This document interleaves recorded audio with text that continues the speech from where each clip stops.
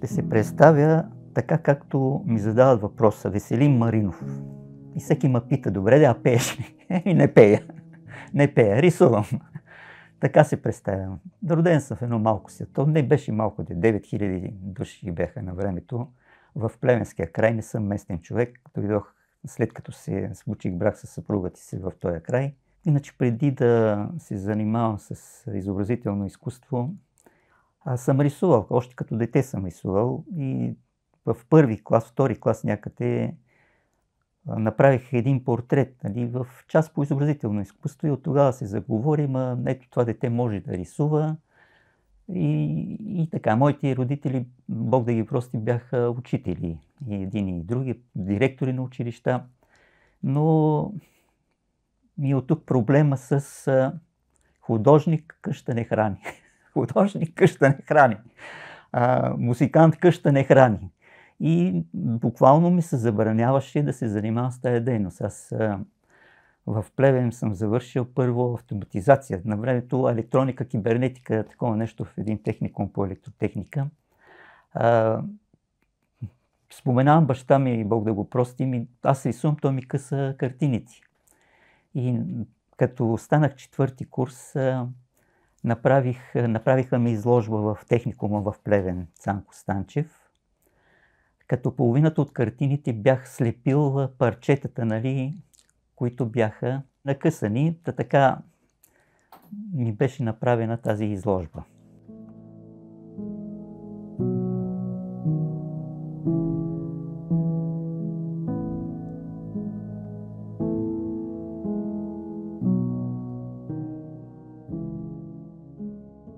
За да се преборя с моите родители, престанах да уча математика, защото тяхното желание до последно време беше аз да ставам инженер. Преди тая изложба, нали, баща ми с идеята аз да не се занимавам с изобразително изкуство и се оказа така, че по всичко почти 5 и 6 и само по математика в дипломата си имам 3. И тогава вече моите родители така им щукна това, че може би трябва да ми се даде възможност да пробвам.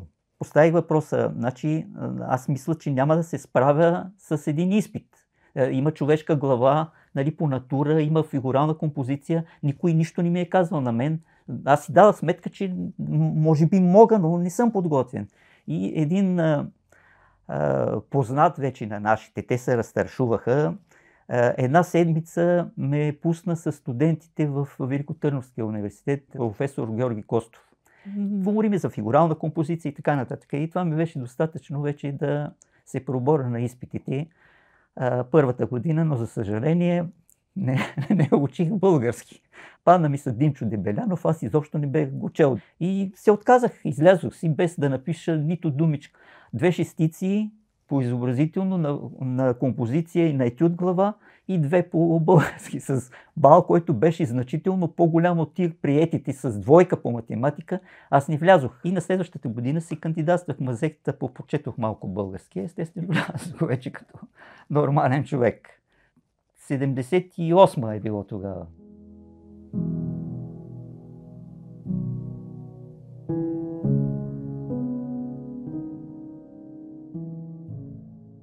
Отивайки в университета, попаднах при себеподобни. Аз и Иван Озунов бяхме единствените в групата по живопис, 2 групи по живопис, бяхме без художествена гимназия. Трети курс, буквално двамата вече минахме на нивото на уния и почнахме да търчим нагоре, защото за нас беше удоволствие да изследваш етюда, цяла човешка фигура. Нали, това си иска, може и много труд иска. А повечето завършили художествени гимназии, те това го бяха правили. Нали? Едно е да усвояваш нещо на 18 години, друго да го усвоиш на 20 и няколко години. Начинът, по който гледаш на нещата, е коренно различен. Значи, друго мислене, други възможности. Следването, това вече ти дава професионализъм. Някои си мислят, че като могат да рисуват, и много случаи съм имал на ученици, които изключително талантливи, обаче не се дообразоват. Желанието няма хъсът да се научи. Трябва някой да ти даде азбуката на фигурална композиция, на цветознание, на перспектива, на пластична анатомия. Значи това са неща, които когато нещо ти трябва стойностно да направиш, ти трябва да минеш през тях. Не може дори да си най-модерният. Нали? Тя една деформация се прави на базата пак на познание. Не може да правиш една деформация без да ти е ясно, защото личи. Значи професионалистът моментално вижда сега това нещо като абстракция, има ли в него качеството или го няма качеството, на базата на познанията, нали, които е придобил в живота.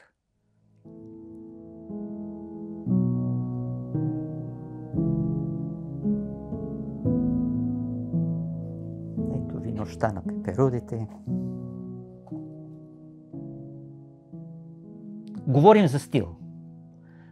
Човек трябва да бъде себе си. Аз съм шарен. Черпя и познания в един момент, защото като виж нещо хубаво направено, то може да ти даде, но не да хванеш някой и да го копираш. Това е огромен триптик, зачатие се казва. Сътворяването на живота. При пеперудата, нали, буквално там има едно човече, между другото, в центъра на тази картина горе. Главата му се вижда само.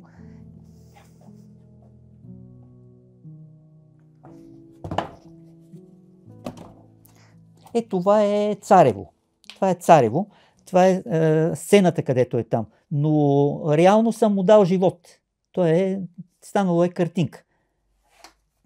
И нещо, което се бях влюбил в него, това е така нареченото рибарско селище, което искаха да го унищожат. Ето ви яйцето. Абстрактна работа. Ето ви двубой. Тоест решетката на примирието се нарича картината. Ето ви контражур. Това е папагала тук, с него имам големи истории. Това ми беше талисман. Рисувах едни икони и той дойде и ме касна на рамото. Това е пак и календар с тая моя картина. Това, между другото, го купи патриаршията в София. Подариха на Видин, поръчаха друг вариант картина и подариха на читалището във Видин за 100 годишнината на читалището. После сега за COVID направих една картина с една бяла лястовица, която отнася маската, COVID маската. Ето ви. Тук това е много интересно, ама такова. Това е пясъчен часовник с апотеоз на жената, значи майката с раждането, с детето и от претворяването в изкуството. И такова право, между другото. От първи курс имам една глава на един дядо, който ми беше изпитна постановка. Нея си я пазя. Значи имам колекционери, които са изкупили и етюди мои са изкупили, обаче тая не я дадох. То не, че ми се дават и другите работи. В интерес на истината, всяка картина, когато я купуват, по някой път ми се плаче. Значи всяка картина, това е частица от тебе. Ти сътворяваш нещо така, както едно дете е сътворила жената, така художника прави картината си. Това са нашите деца. Смисълът е да покажеш, нали? Когато пък предизвикваш с това, което си направил вече положителни емоции, нали? Когато виждаш, че хората те одобряват, радостен си.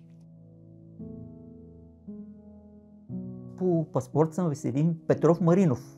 Веселин Маринов съм по паспорт. Значи брат ми е доктор, той е нацин. Запази си фамилията. Обаче тук като дойдох с съпругата ми, какво е това нацин? Казва, че имало някаква баба Наца на времето, която е основател на този род. Има доста, 4, 5, 6, 7 фамилии нацини. Нали. Щастлив брак. Имам и дечица, и син, и дъщеря. Трудно се понася творец. Това е едно отчелничество. Тая е специално нашата работа, която е на художника. Така че трябва да се усамотиш. Всички деца искат бащата до себе си, нали, искат да това. И в един момент, но пък се радват вече на това, което съм, нали, това ги успокоява. Нали. С нищо не съм ги лишил от нищо, всичко съм направил за тях, но не съм им дал времето, което е трябвало да им го дам. Което един баща трябва да даде на децата си. Това е нещо, което майката е поела и някой път така ти тежи, нали, на съвестта, че но какво да се прави? Такъв е живот.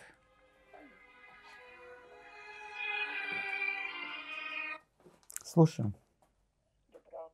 Добро утро. Имам и въпроси, които искам да ти задам. Добре, добре. Добре, Бети, добре. Айде така. Вземаме картината. Хубаво.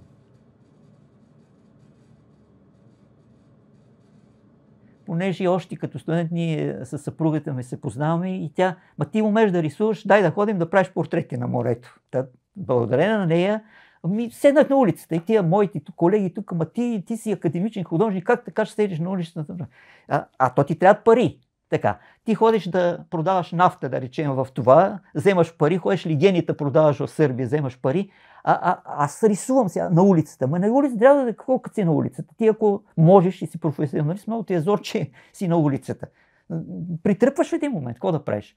И сега съизмеримо това, което съм изкарвал на улица с това, което даваха на учителите. Значи за 5 години като учител аз ги изкарвал за 3 месеца на Слънчев бряг. Пратен съм тук по разпределение във Видин като преподавател по изобразително изкуство. И започнах в училище, което не беше с такава насоченост. 2 години, 3 години преподавах на тия най-малките. И дойде от Министерството на образованието главния инспектор, който е една жена, на посещение в мой урок по изобразително изкуство. И явно се е впечатлила от това нещо. Извикаха ме с директора на училището, което беше. Съгласен ли си ти да подготвиш програма и да започнем експеримент във Видин по изобразително изкуство? Млад човек, викам, що да не съм съгласен, ще направим. Значи минаха 4 години на едно съвещание в Бургас, който ни беше методист тук, присъства на това съвещание, казва, твоята програма е одобрена като най-доброто. Това, което бях направил, едно широк поглед върху изобразителното изкуство, включително с композиция, цветознание, с перспектива, с пластична анатомия, с история на изкуството. И явно това се е харесало и в последствие това, което беше пуснато като начин за преподаване в училищата, 90% беше на базата на моето.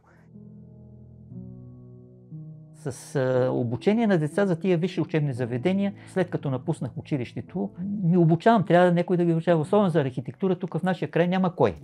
За архитектура минават през мен дечицата, които са. Значи аз бях поместил няколко снимки на деца, които рисуват тук в ателието и това, което споделих, че много пъти съм си задавал въпроса дали бях прав да обучавам или не трябваше само да се занимавам с рисуване.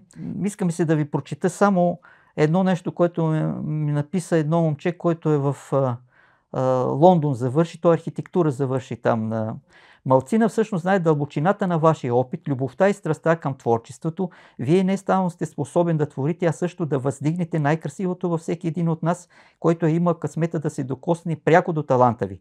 Създавайки силна връзка на приятелство, времето е безценно, а начина по който се отдадохте във всеки един от нас, позволявайки на съответния архитект, доцент, аниматор и всички горе описани да се превърне в това, което е днес, винаги ще се цени. Успехът ви тепърва ще се проявява през нас. Благодаря ви за подкрепата и вярата отдадена.